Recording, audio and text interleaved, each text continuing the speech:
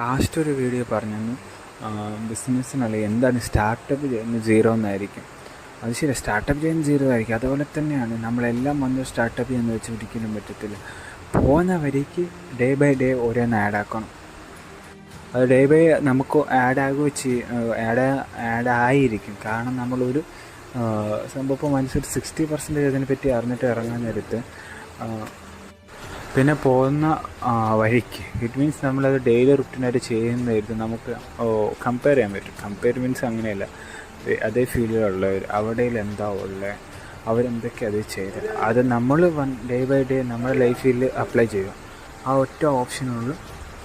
It means copy from others. നമ്മൾ വേറെ ആൾക്കാരൊന്ന് കോപ്പി ചെയ്യണം.